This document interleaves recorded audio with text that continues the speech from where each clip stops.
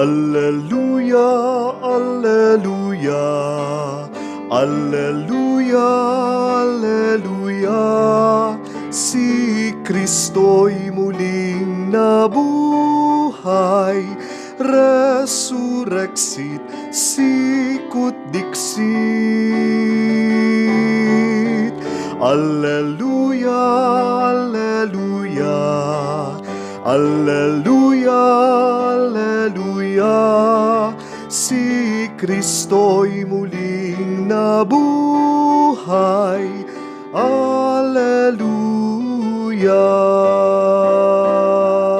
Sa ngalan ng Ama, ng Anak at ng Espiritu Santo. Amen. Sumainyo ang Panginoon. At sumaiyo rin.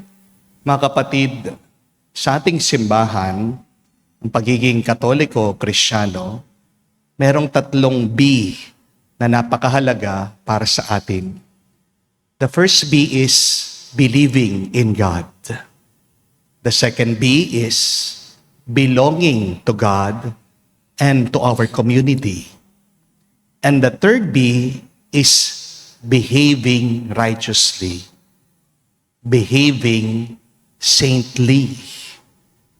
Pero merong pang-apat na B na madalas hindi natin pinag-uusapan, madalas ating nakakalimutan. Ito ay ang becoming like Christ. Dasal po tayo sa banal na misang ito, naway maging mas kamukha pa natin si Kristo sa pamagitan ng ating pananampalataya, sa pamagitan ng ating pagdarasal, sa pamagitan ng ating pakikiisa sa ating simbahan. Dahil kapag hindi natin kamukha si Kristo, hindi tayo magkakaroon ng buhay at buhay na walang hanggan. Kung hindi natin makakamukha si Kristo, hindi tayo makakaranas ng kapayapaan. Kung hindi natin makakamukha si Kristo, hindi rin tayo makakapasok sa karya ng Diyos sa magpa sa walang hanggan. Para tayo ay makitang karapat-dapat makatanggap sa mga banal na katawan ni Kristo na makatulong sa pagbabago ng ating isip, puso, ng ating kaluluwa. Magpakumbaba tayo. Hilingin natin muli ang awa at pagpapatawad ng Diyos. Inaamin ko Sa makapangyarihang Diyos at sa inyo mga kapatid, na lubha akong nagkasala sa isip, sa salita, sa gawa at sa aking pagkukulang. Kaya isinasamo ko sa mahal na Birheng Maria, sa lahat ng mga anghel at mga banal, at sa inyo mga kapatid, na ako'y ipanalangin sa Panginoong ating Diyos. kaawaan tayo ng makapangyarihang Diyos, patawarin tayo sa ating mga kasalanan, at patnubayan tayo sa buhay na walang hanggan. Amen. Panginoon, kaawaan mo kami. Panginoon, kaawaan mo kami. Kristo, kaawaan mo kami. Kristo, kaawaan mo kami. Panginoon, kaawaan mo kami. Panginoon, kaawaan mo kami. Manalangin tayo. Ama naming makapangyarihan, gawin mong aming maipahayag na ang Panginoong nabuhay ay nanaig sa lahat upang kami makatanggap sa mga kaloob na nakikita bilang sangla na mga bigay niyang lingid sa aming mga mata. Ngayon siya'y namamagitan kasama ng Espiritu Santo magpa sa walang hanggan. Amen.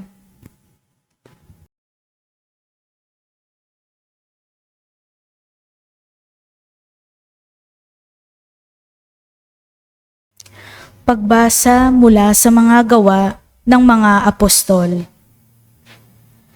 Nagkaisa ang damdamit isipan ng lahat ng sumasampalataya at di itinuturing ninuman na sarili niya ang kanyang mga ari-arian, kundi para sa lahat.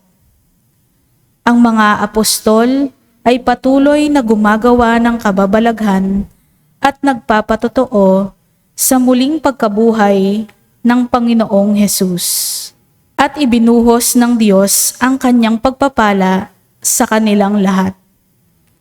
Walang nagdarahop sa kanila, sapagkat ipinagbibili nila ang kanilang lupa o bahay. At ang pinagbilinan ay ibinibigay sa mga apostol. Ipinamamahagi naman ito ayon sa pangangailangan ng bawat isa. Gayun ang ginawa ni Jose, isang Levitang taga-Chipre, kaya't Bernabe ang itinaguring sa kanya ng mga apostol. Ibig sabihin, matulungin.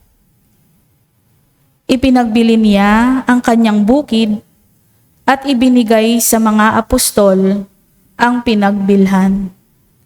Ang salita ng Diyos. Salamat sa Diyos. Panginooy naghari na, ang damit niya'y maharlika. Ang Panginoon naghari na, ang damit niya'y maharlikha. Panginooy naghahari, na ang suot sa katawan ay damit na maharlika at batbat ng kalakasan. Panginoon naghari na, ang damit niya'y maharlikha. Ang sandigan ng daigdig, matatag ang pinatungan. Kahit ano ang gawin pa'y hindi ito magagalaw. Ang trono mo ay matatag, simula pa noong una. Bago pa ang ano paman, likas ikaw'y naroon na. Panginooy naghari na, ang damit niya'y maharlikha. Walang hanggan, Panginoon, ang lahat ng tuntunin mo. Sadyang banal at matatag ang sambahayang iyong templo. Panginooy naghari na, ang damit niya'y maharlikha.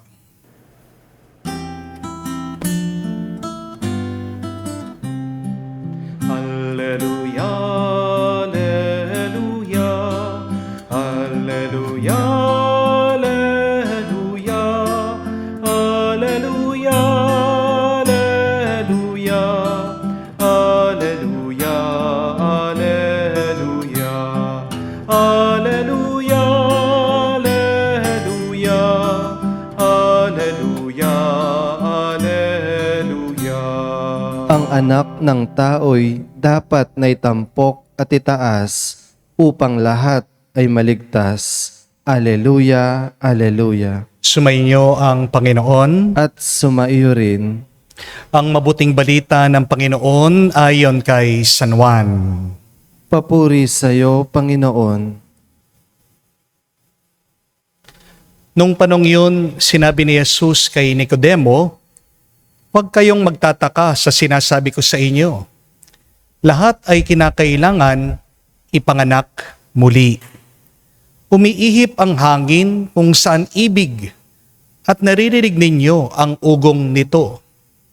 Ngunit hindi ninyo alam kung saan nanggagaling at kung saan napaparoon. Gayon din ang bawat ipanganak sa Espiritu." Paano po mangyayari ito? Tanong ni Nicodemo. Sumagot si Jesus, "Guro pa naman kayo ng Israel, ay hindi nyo nauunawaan ang mga bagay na ito? Tandaan ninyo, ang aming nalalaman, ang sinasabi namin, at ang aming nasaksihan, ang pinatotohanan namin. Ngunit hindi ninyo tinatanggap ang aming patotoo. Kung hindi ninyo paniniwalaan ang sinasabi ko tungkol sa mga bagay sa sanlibutan ito, paano ninyo paniniwalaan o ang sabihin ko'y tungkol sa mga bagay sa langit? Walang umaakyat sa langit, kundi ang bumababa mula sa langit, ang anak ng tao. At kung paanong tinataas si Moises ang ahas doon sa ilang, gayon din naman kailangan itaas ang anak ng tao, upang ang sino man sumampalataya sa kanya ay magkaroon ng buhay na walang hanggan. Mga kapatid, ang mabuting balita ng ating Panginoon. Pinupuri ka namin, Panginoong Heso Kristo. Magandang araw po muli sa inyong lahat. Noong po mga year 2000, ayon po sa balita, ang fastest growing religion daw po sa Amerika ay ang mga non-religious. Ang ibig po sabihin, mas marami po ang mga umaalis sa simbahan at mga hindi naniniwala sa Diyos. At meron pa nga pong isang nakakatakot na balita. Ano po? Ayon po sa pag-aaral at survey, sa year 2050, mga 24 years na lang po, mas marami na daw po ang mga Muslim kesa sa mga Kristiyano. Bakit? Kasi po ang mga Muslim, pwede pong mag-asawa ng 2, 3, 5 hanggang 10 basta't kaya nilang buhayin ang mga ito. Di po ba? At kapag nanganak ang mga Muslim, dahil marami siyang asawa, doble ang populasyon nila kesa sa ating mga Kristiyano na tig-isa lang pwede ang ating mga asawa. Kaya nga po ang suggestion ng mga ibang pari, dapat po kami daw mga pari mag-asawa na rin para dumami daw po yung mga Katoliko. Ano po sa tingin niyo? Payag po ba kayo? Kung ako pong tatanungin niyo, di po ako payag. Kasi kapag nagkaroon po ng anak ang pari, sino pong kawawa? Kayong mga parokyanos. Siyempre, kapag nangangailangan na ng diaper o ng gatas, yung anak ng pare, kanino hihingi? E de sa inyo din, sa mga parokyanos, siguradong tataas ang hingi ng donation. Di po ba? Pero hindi na po problema ngayon ang pagdami ng mga Kristiyano. Ang mabuting balita, ito po. Noong nakaraang buwan lang po, may bagong balita sa Amerika. Ayon po sa survey, mas tumaas daw po last year yung mga nagpa-converte sa pagkakatoliko. At karamihan po sa mga nagpabinyag bilang Katoliko, mga kabataan or youth, pinili nila ang pananampalatayang Katoliko. At nung tinanong ang mga batang ito, bakit gusto nilang umanib sa simbahang Katoliko? Alam niyo po kung anong sagot nila? Nakakita daw sila ng kahulugan sa paniniwala ng ating simbahan. Nakakita daw sila ng tamang direksyon sa kanilang buhay sa pamamagitan ng pag-anib nila sa ating simbahan. At nakadama daw po sila ng isang tahanan sa ating simbahan. They felt at home being in the church. Dati po, marami sa mga kabataan ang nagsasabing, may pera naman ako, pero bakit parang kulang pa rin? May barkada naman ako, pero bakit malungkot pa rin ang nararamdaman ko? May internet naman, may aliw naman, may entertainment, pero bakit parang walang saysay pa rin ang aking buhay? At dito po natuklasan ng mga kabataan ang isang bagay. Na ang tao, hindi lang po gutom sa tinapay o pagkain. Gutom din ang mga kabataan sa katotohanan. Gutom din sila sa pag-ibig. Gutom sila sa layunin. At gutom na gutom sila sa presensya ng Diyos. At natagpuan po ng mga kabataang ito sa Amerika na ang nagpapabusog sa kanila, ang nagpupuno sa kakulangan ng kanilang buhay at kaluluwa ay walang iba kundi si Jesus na nasa simbahang Katolika. Mga kapatid, mabuti at maganda po, di po ba, na dumadami ang mga Kristiyano. Pero ang tanong, sapat na ba ito? Hindi po natatapos ang problema ng simbahan sa membership lang. Kasi maaaring marami ang ating quantity, pero nagkukulang naman tayo sa quality. Di po ba? Ito talaga ang problema ng ating simbahan ngayon. Marami ang baptized, pero kulang ang mga converted. Marami ang merong paniniwala o may belief, pero nagkukulang naman sila sa good behavior. Marami po na nararamdaman nila belonging, kasama sila sa simbahan, pero nagkukulang sila sa becoming, sa pakikiwangis sa ating Panginoong Jesucristo. Salamat sa Diyos. Pinapaalala po ng unang pagbasa sa atin mula sa Gawa ng mga Apostol. ang katangian, ang kalidad ng pagiging tunay na Kristiyano. Kasi sabi po sa ating pagbasa, the community of believers were one in heart and in mind, and they shared everything. No one among them was in need. Nagkaisa daw po ang mga unang Kristiyano sa isip at sa puso. Nagtulungan sila. Kaya nga, walang naghirap sa kanila. Ang ganda po, no? Hari nawa, ganyan din ang maging ugali natin ngayon. Hindi lang po sila naniwala, pero nakitang kanilang paniniwala sa kanilang pamumuhay. Mga kapatid, walang kwenta ang ating pananampalataya, pananalig kay Jesus kung hindi naman natin ito pinakikita at pinatutunayan sa ating pag-uugali. Amen? Isang tanda na nagbago na talaga ang buhay mo sa pamamagitan ng iyong pananampalataya ay kapag nakikiisa ka sa iba at kapag nagiging matulungin ka na. Aminin po natin, meron kasing mga tao, may Diyos sa loob ng simbahan. Pero paglabas, wala na. Hindi po ba? Kung umasta, walang takot sa Diyos. Meron ang lakas-lakas magrosaryo. Pero malakas din manyismis. Malakas din manira ng kapwa niya. May rosaryo sa kamay, pero yung dila nila parang radyo. Hindi tumitigil. Walang off. Hindi iniisip ang kanilang sinasabi. Meron din po first row palagi sa misa. Pero last row naman sa kabutihan. Meron pala simba, malapit nga sa altar, pero napakalayo naman ng kanilang mga puso at pag-uugali kay Kristo. Meron po active sa simbahan, pero inactive sa pamilya, sa kanilang mga tahanan. Choir member na sila, lector na sila, sakristan, active lahat. Talagang present lahat sa loob ng parokya. Pero pagdating sa bahay, absent yung presensya niya, hindi naman niya pinapansin yung kanyang mga kasama. Active sa ministry, pero inactive sa charity. Meron din po mahilig nagpo-post ng Bible verse. Online, araw-araw pa nga eh. Pero offline, anong totoong ugali? Napaka-bad attitude. Sa Facebook, makikita mo yan. Sinusulat, God is good, sobra-sobra, Blessed Sunday.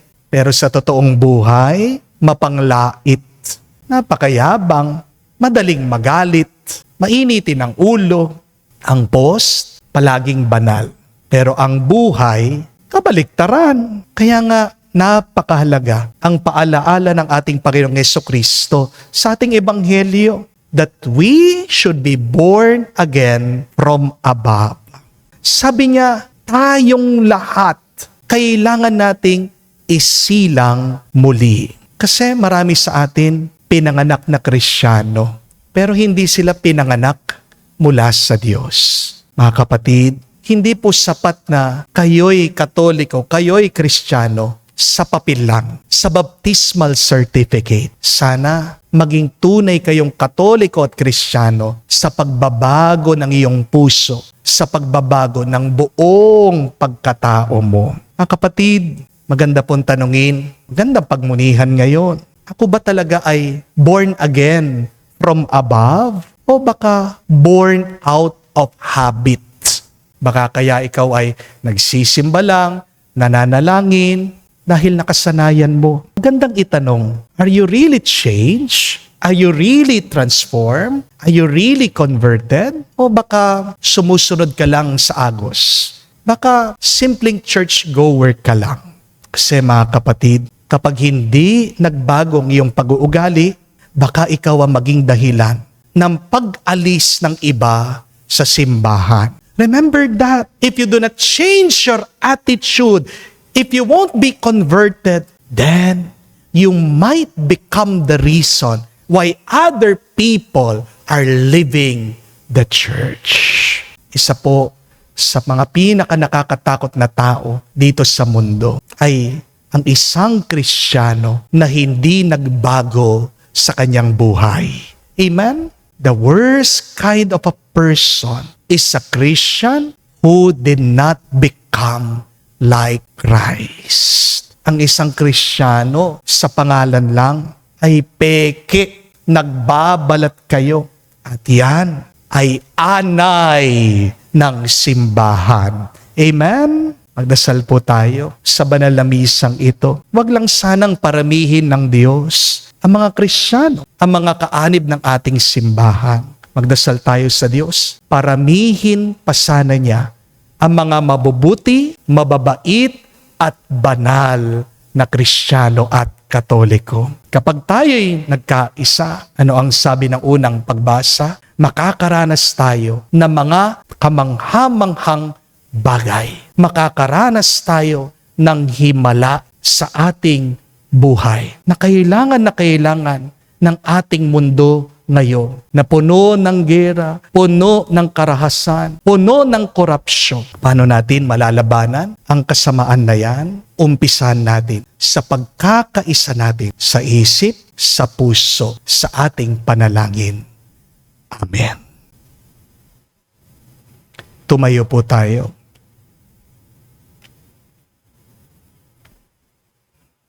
Manalangin tayo sa Diyos Ama na sa pamagitan ng Kanyang Espiritu ay muling nabuhay si Kristo at siya rin ay magbigay ng buhay sa ating mga mortal na katawan. Ating sabihin, Panginoon, dinggin mo kami. Panginoon, dinggin mo kami. Ang mga ginawaran ng katungkulan naway pukawin ng Espiritu sa pagtupad ng kanilang pamumuno ayon sa diwa ng pag-ibig at paglilingkod. Manalangin tayo sa Panginoon. Panginoon, dinggin mo kami.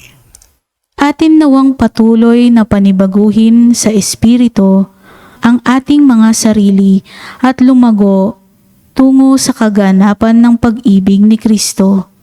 Manalangin tayo sa Panginoon. Panginoon, dinggin mo kami. Sa lahat ng nakikiisa sa pagdiriwang ng Eukaristiyang ito, naway matulungan natin ang isa't isa ng may pag-ibig na nagpapahayag sa santatlo. Manalangin tayo sa Panginoon. Panginoon, dinggin mo kami. Sa katahimikan po ng ating puso, banggitin natin, sabihin natin sa Diyos ang ating mga personal na pangangailangan.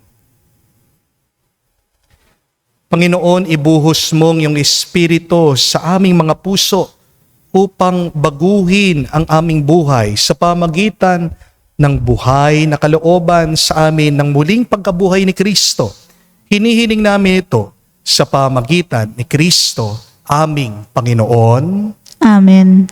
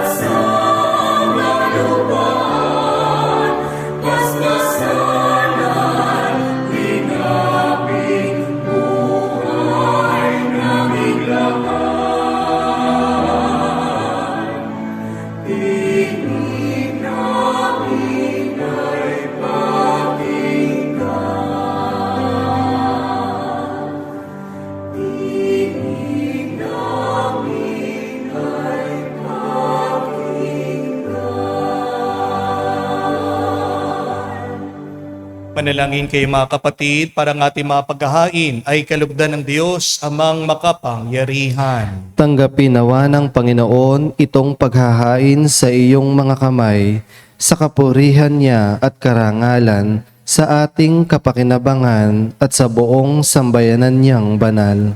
Ama naming lumikha, ipagkaloob mong kami ay laging magalak sa pagdiriwang ng Pasko ng pagkabuhay ng iyong anak, upang ang ginagawang patuloy na pagsagip sa amin ay maging sanhi ng aming ligayang walang maliw sa pamagitan niya kasama ng Espiritu Santo magpa sa walang hanggan. Amen. Sumainyo ang Panginoon. At sumaiyo rin. Itaas sa Diyos sa inyong mga puso at diwa. Itinaas na namin sa Panginoon. Salamatan natin ang Panginoong ating Diyos.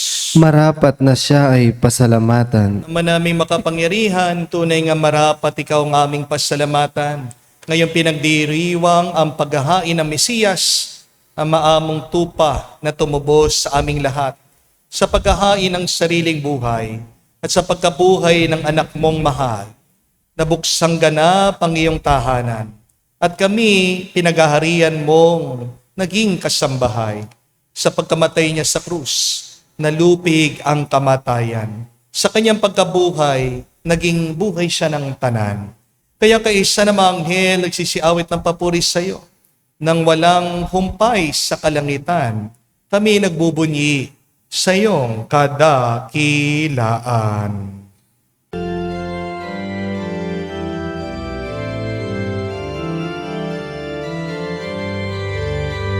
Santo, Santo,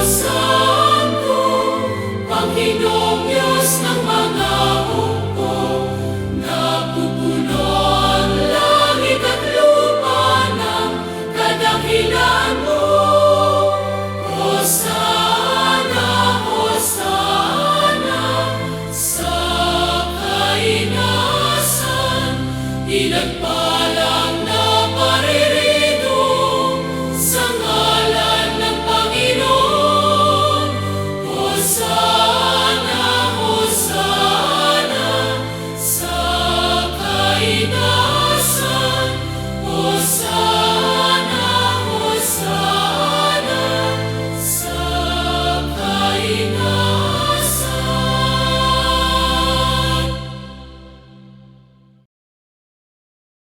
Ama naming banal, ikaw ang bukalan tanang kabanalan, kaya't sa pamagitan ng iyong Espiritu, gawin mong banal ang mga kaloob na ito, upang para sa amin, maging katawan at dugo ng aming Panginoong Hesus Kristo. Bago niya pinagtiis ang kusang loob na maging handog, hinawakan niyang tinapay, pinasalamatan kanya, pinaghati-hati niya iyon, inabot sa kanya malagad at sinabi, tanggapin ninyong lahat ito at kanin. Itong aking katawan na ihahandog para sa inyo.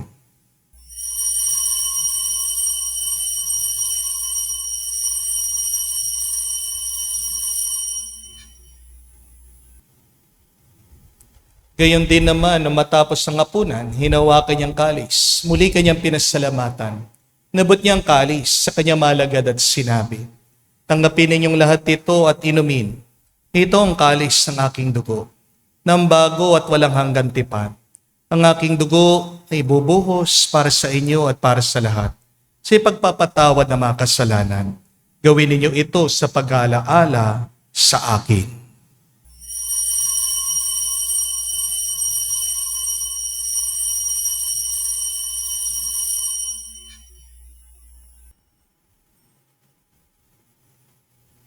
Ang misteryo ng pananampalataya. Aming ipinahayag na namatay ang iyong anak, nabuhay bilang Mesiyas at magbabalik sa wakas para mahayag sa lahat. Ama, ginagawa namin ngayon ang pag-alaala sa pagkamatay at muling pagkabuhay ng iyong anak. Kaya tinialay namin sa iyong tinapay nagbibigay buhay at ang kalis sa nagkakaloob ng kaligtasan. Kami nagpapasalamat dahil kami yung minarapat na tumayo sa harap mo para maglingkod sa iyo. Sinasamo namin kami magsalo-salo sa katawan at dugo ni Kristo ay mabuklod sa pagkakaisa sa pamagitan ng Espiritu Santo. Ama, lingapin mong iyong simbahan, laganap sa buong daigdig, puspusin mo kami sa pag-ibig. Kaisa ni Leon ang aming Santo Papa, si Florentino aming Arsobispo at ng Tanang Kaparian. Alalahanin mo rin ang aming mga kapatid na nahimlay may pag-asang sila'y muling mabubuhay. Gayon din naman lahat ng mga pumanaw. Tawan mo sila't patuloyin sa iyong kaliwanagan. Tawan mo at pagindapating kaming lahat, makasalo sa iyong buhay na walang wakas. Kaisa na mahal na Birhen Maria, Ina ng Diyos, kaisa ni San Jose, ang kanyang malwalhating esposo. Kaisa ng mga apostol at lahat ng mga banal na namuhay dito sa daigdig na kalugod-lugod sa iyo. May pagdiwang nawa namin ang pagpupuri sa ikararangal mo sa pamagitan ng iyong anak, aming Panginoong Hesu Kristo. Sa pamamagitan ni Kristo, kasama niya at sa Kanya, ang lahat ng parangal at papuri ay sa iyo, Diyos Ama, makapangyarihan, kasama ng Espiritu Santo, magpasawalang hanggan. Amen. Amen. Amen. Amen. Amen. Amen. Sa nakagaling na utos at turo ni Jesus, Panginoon natin at Diyos, ipahayag natin ang lakas, loob.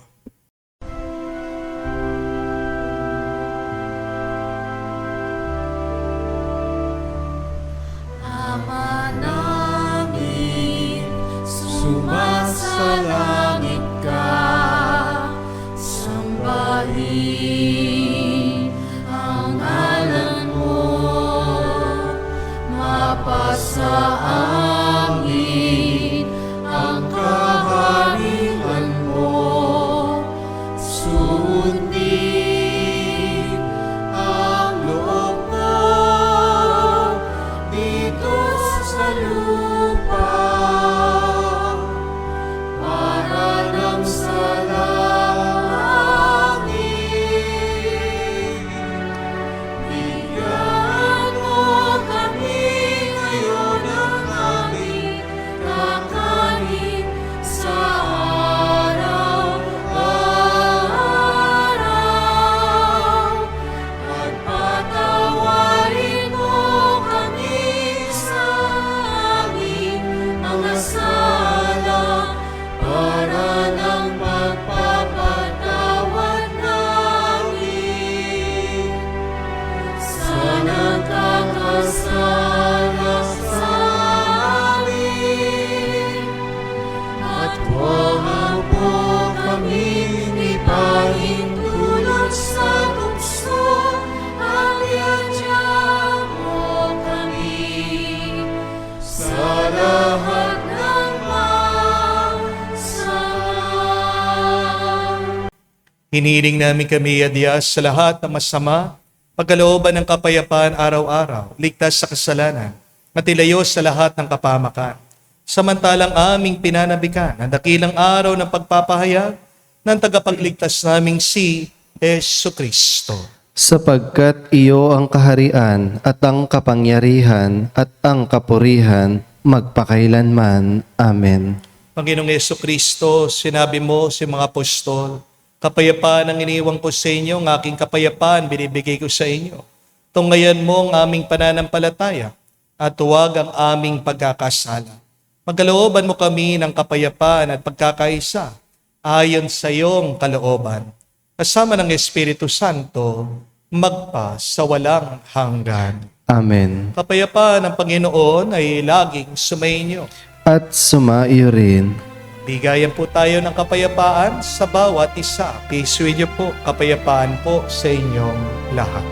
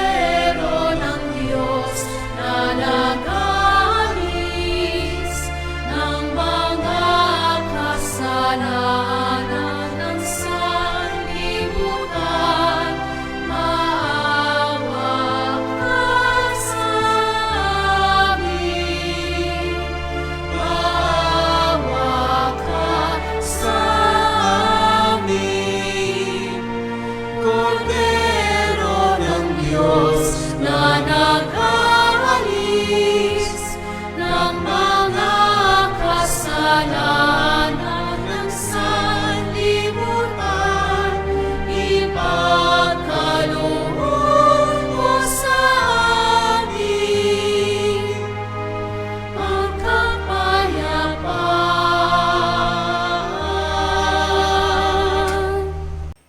Mga kapatid, naririto ang ating Panginoong Jesucristo, ang Kordero ng Diyos. Siya nag-aalis sa mga kasalanan ng sanlibutan. Mapalad tayong lumalapit sa piging ng Kordero. Panginoon, hindi ako karapat-dapat na magpatuloy sa iyo, ngunit sa isang salita mo lamang ay gagaling na ako.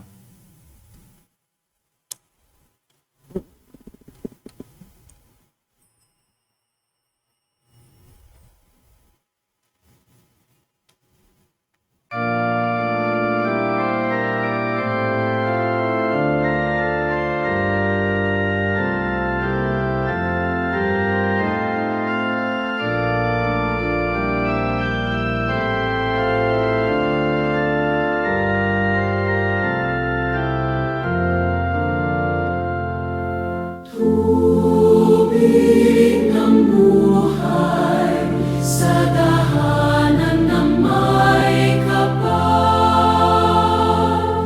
Bagong pag-asa sa aming nagkasala.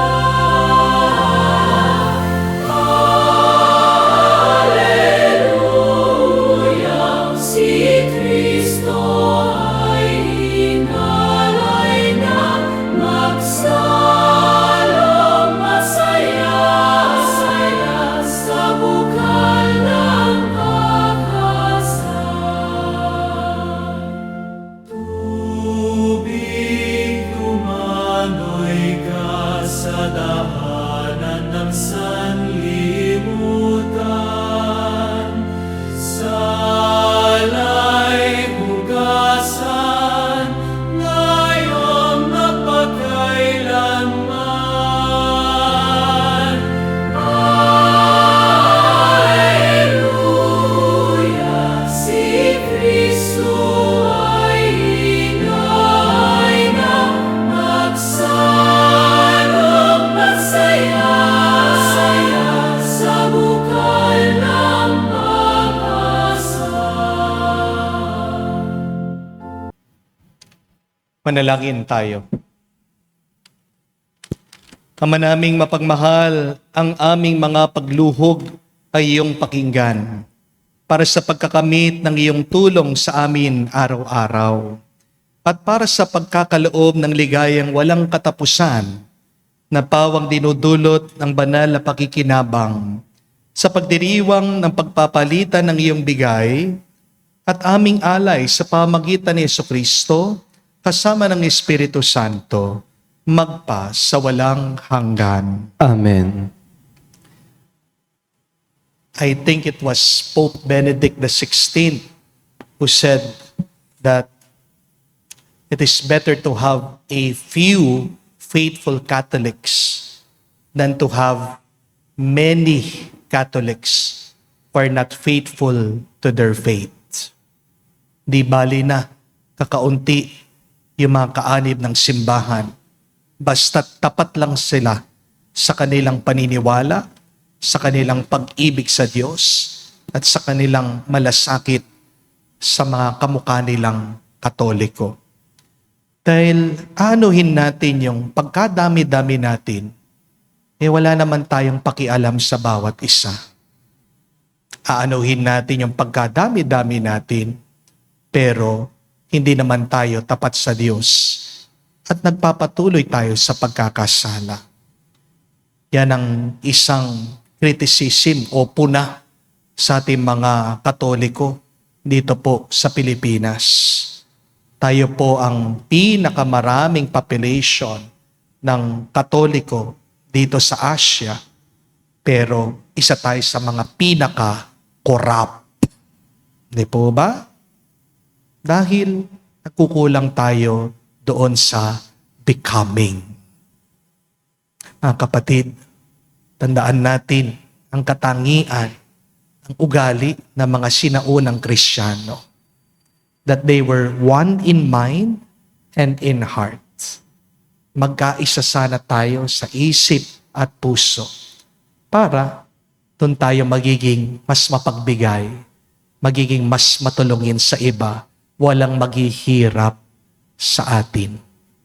Huwag lang tayong maging Katoliko sa papel, sa pangalan. Maging Katoliko at Kristiyano sana tayo sa ating mga kilos, sa ating ginagawa, sa ating buhay, araw-araw. At umpisan po natin ang pagkakaisa natin sa pamamagitan ng panalangin. Magbabago lang tayo, magiging kamukha ni Kristo, kung tayo ay palaging nakikiugnay sa Diyos. At paano tayo makikiisa sa Diyos? Sa pamamagitan ng panalangin. Always pray, even if you don't feel like it. Always pray, even if you are busy. Most especially now, our world is in danger of war, of division. Let us be one in prayer. Magkaisa po tayo sa pananalangin. Nakakalungkot po na walang peace deal nangyari nung linggo. Sana natapos na yung gera sa Iran at ng US. Pero walang imposible kung tayo pong lahat, napakarami po natin mga Katoliko, magkakaisa po tayo. Isa lang ang ating intention at petition, kapayapaan. The end of the war. Kapatid, yan po ang ating assignment ngayon. Tayo makakaranas ng himala. Umpisa natin sa ating pagkakaisa sa panalangin. Let us say, Lord, give us peace. Lord, please touch the hearts. These people who are warring in other countries. May peace reign. Magtagumpay po sana ang kapayapaan. Sumayin niyo ang Panginoon. At sumaiyo rin. At kayo basbasa ng Diyos, makapangyarihan sa lahat, sa ngalan ng Ama, ng Anak, ng Espiritu Santo. Amen. Ang ating misa ay natapos na. Humayo kayo sa kapayapaan ni Kristo. Salamat sa Diyos. Aleluya, aleluya.